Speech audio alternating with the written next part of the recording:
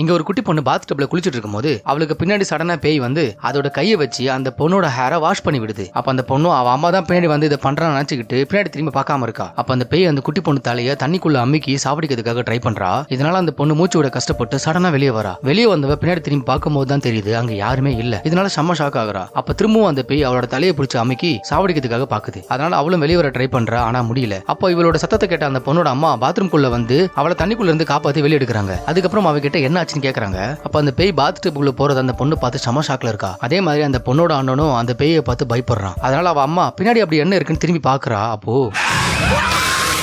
இப்படிதான் ஒரு பேய் வந்து அவளோட கையை பிடிச்சி நசுக்குது. இதே டைம் அந்த குட்டி பொண்ணை அவ அண்ணன் வெளியே எடுத்துட்டு போயிடுறான். இப்போ லேடியோட கையை பிடிச்சிட்டு இருந்த அந்த பேய் சடனா அந்த கையை விட்டுடுது. இதனால அவங்களும் ரூமை விட்டு வெளியே வந்து பாத்ரூம் டோரை லாக் பண்ணிடுறாங்க. அப்ப அவங்க கையில அந்த பேயோட கையச்சு வேற இருக்கு. இதனால 3 பேர் பயந்து போய் பக்கத்துல இருக்கிற சர்ச்சுக்கு போயிட்டு அங்க இருக்கிற ஃபாதர் கிட்ட இதை பத்தி சொல்ல அவர் அந்த லேடியோட கையை பார்த்து இப்படி பேய் கிட்ட யாராவது அடிபட்டா அவங்கள அது சும்மா விடாதுன்னு சொல்றாரு. அதனால நீங்க ஜாக்னு ஒருத்தரை மீட் பண்ணுங்க, அவர் கண்டிப்பா உங்களுக்கு ஹெல்ப் பண்ணுவாருன்னு சொல்றதுனால அவங்களும் போறாங்க. அப்ப ஜாக் அந்த லேடியோட கையை பார்த்துட்டு அவங்க கூட வீட்டுக்கு போயிட்டு ஒரு முட்டையை எடுத்துக்கிட்டு நிறைய பிளேஸ்ல வச்சு எடுத்து அதை உடைச்சு பார்த்தா அது பிளாக் கலர்ல இருக்கு. அதே டைம் டேபிள் மேல வச்சிருந்த 3 முட்டையும் நல்லா ரவுண்ட் அடிச்சுக்கிட்டு சடனா பிளாஸ்ட் ஆகுது. இதனால பேயை வீட்டுல வெட்டுறதுக்காக ஜாக் சொல்றது எல்லாத்தையுமே அவங்க பண்ணிட்டு இருக்காங்க. அதனால நிறைய கேண்டில்ஸ் வாங்கிட்டு வந்து நைட் டைம்ல அது எல்லாத்தையுமே பத்த வைக்கிறாங்க. அப்ப ஜாக் பேய் ஓட்டத்துக்கான வேலையை பார்த்துட்டு இருக்காரு. அப்ப சடனா எரிஞ்சிட்டு இருந்த எல்லா கேண்டிலும் ஆஃப் ஆகுது. இதனால எல்லாரும் பயந்து போயிருக்காங்க. அப்ப பின்னாடி ஏதோ சவுண்ட் வருதுன்னு பார்த்தா அங்கதான் அந்த பேய் நின்னுட்டு இருக்கு. அங்க வந்த பேய் அந்த லேடி அப்படியே தூக்கி அடிக்குது. இதனால பசங்க 2 பேரும் அதுகிட்ட இருந்து தப்பிக்கிறதுக்காக டேபிளுக்கு போய் ஒளிஞ்சுக்கிறாங்க. அப்ப டேபிளுக்கு மேல ஏதோ ஒரு சவுண்ட் வருதுன்னு 2 பேரும் வெளியே வந்து பாக்குறப்போ